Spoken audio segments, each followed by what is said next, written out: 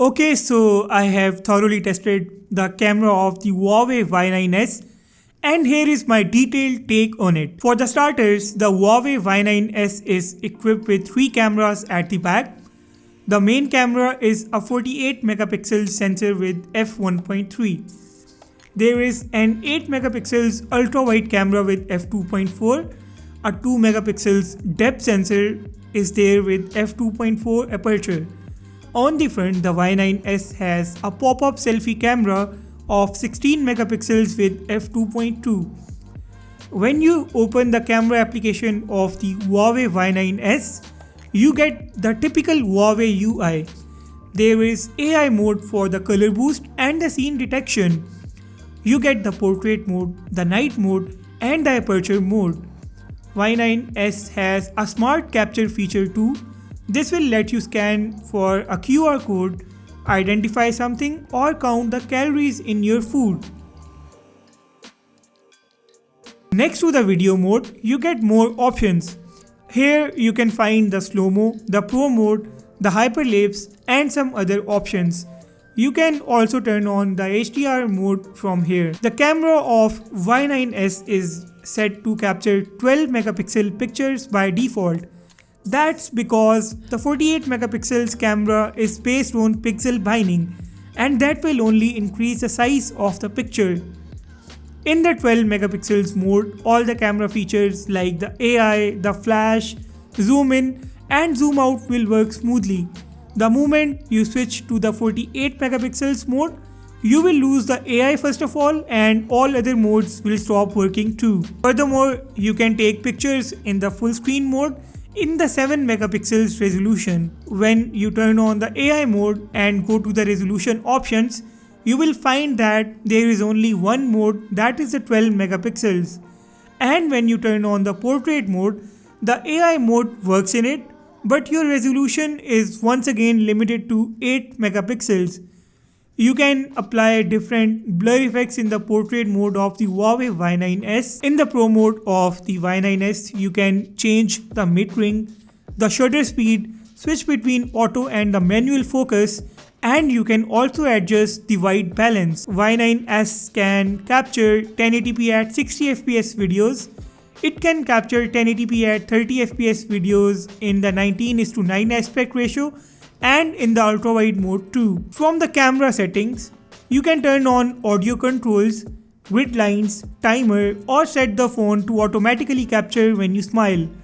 Huawei Y9s has an ultra short mode too.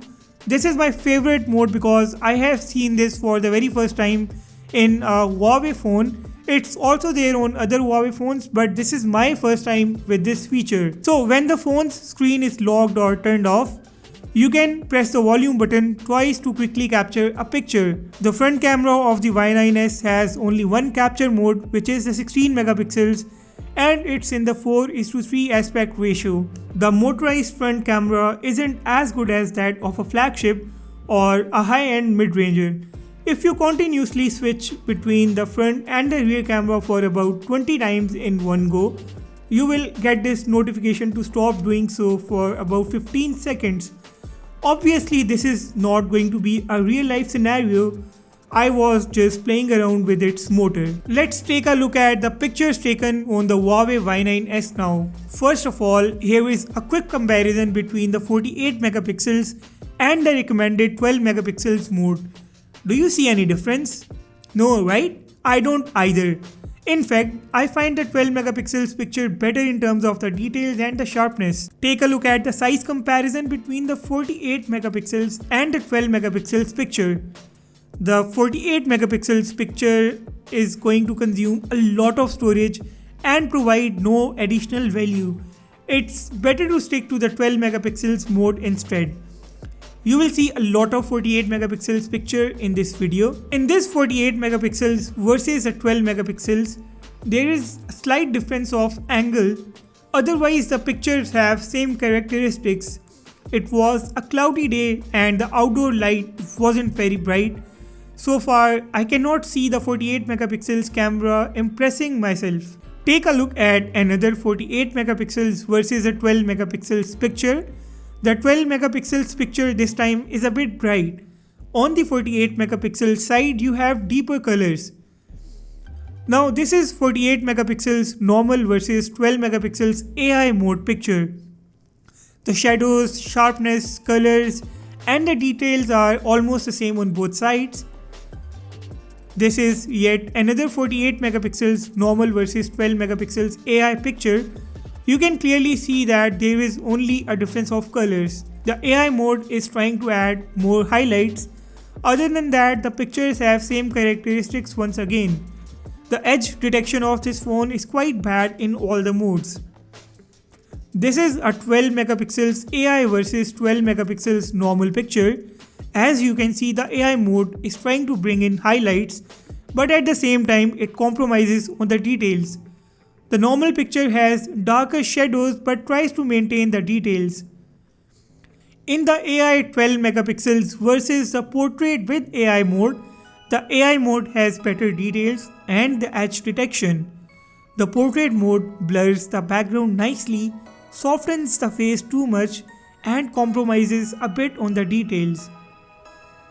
With added highlights in the background, the portrait mode looks good enough. Take a look at the ultra wide versus a wide mode. This is an 8 megapixels versus a 12 megapixels picture. The dynamic range of this phone is poor. I won't call it even close to good. In an other ultra wide versus a normal picture, you can see that the phone is suffering greatly when it comes to differentiating between the dark and the bright areas of the picture.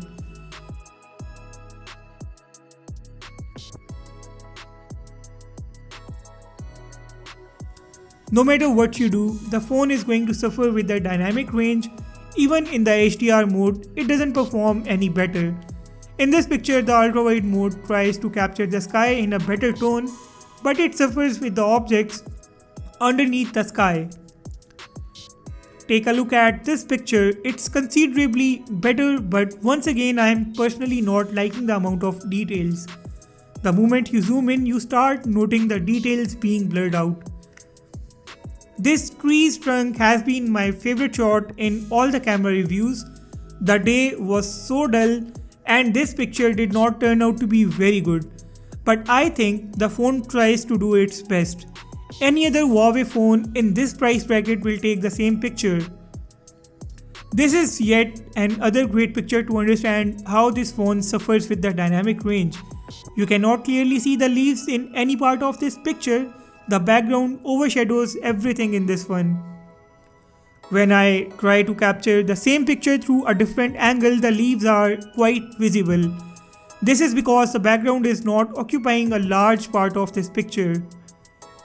For details, you can take a look at the threads coming out of this plant. They will blur out the moment you zoom in. The picture looks good when you see it without zooming in. In the indoor picture, I am noticing a bluish shade over this one. It just looks fine. In this one, the details look slightly better. This picture was shot with the daylight coming in through a window. This one is shot with the help of the indoor light. Here, the phone is doing pretty good with the edge detection, highlights and even the shadows.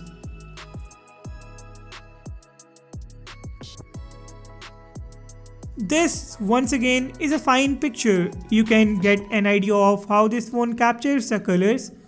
The night mode of the Y9s is impressive. Take a look at this normal versus the night mode picture. Night mode is far more better than the normal picture. It lights up almost all the aspects of the picture.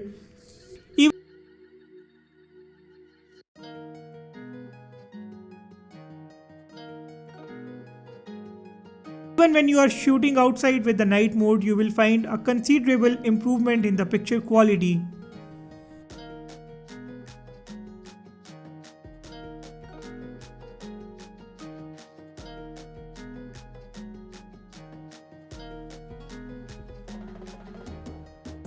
When it comes to the selfies, you can take the normal pictures or you can use the portrait mode with AI. The AI with the portrait will add too much beauty and try to brighten certain parts of a picture. You can definitely adjust the beauty effects. The portrait greatly compromises on the details. Half of the details will be blurred out. In fact, it will destroy the edge detection too. The result is quite same outside as well. In some pictures, it made my face extremely slim, while it's not like that at all in real. This is not new with the Huawei phones. These phones are known to beautify your selfies in such a way that they start looking a bit fake. I am not personally a fan of these selfies, but there is a huge number of users who just want this. So this is supposed to be your own choice. For the videos, the Y9s can do 1080p at 60fps. I have tested this phone with and without a gimbal. This phone doesn't have optical image stabilization. There is no mention of EIS either. I think that it does have some kind of EIS, but that works only in the 1080p at 30fps, in the 19:9 or in the ultrawide mode. The video quality greatly lacks in all the aspects. You will not find very good color, saturation, sharpness or the details. But that's what all the Huawei phones in this range can do. You cannot just expect more from this phone.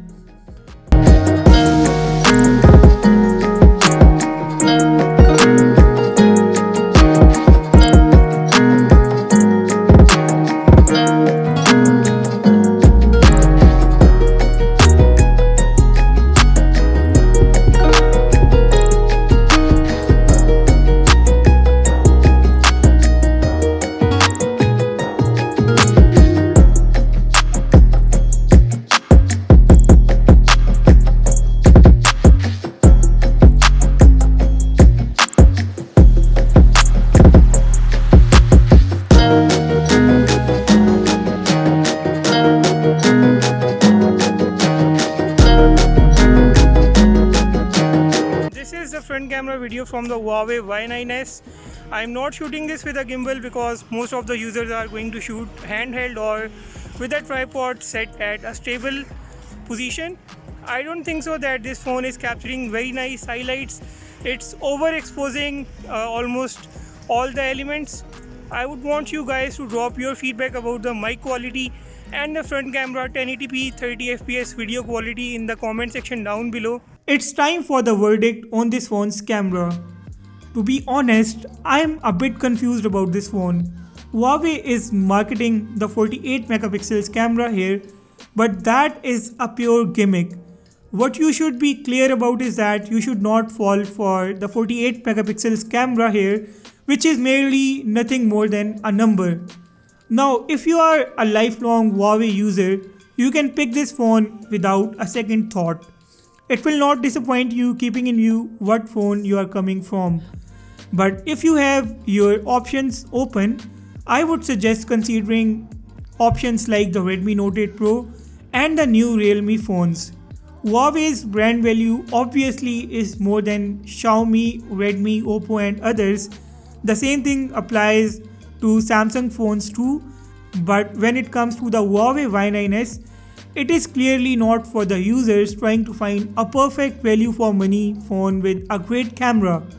I think the Y9s's screen size and aspect ratio is what one should focus on, otherwise the camera is a deal breaker. Let me know about your thoughts in the comment section down below. Make sure to hit the subscribe button and the bell icon too. I will see you in the next one really soon.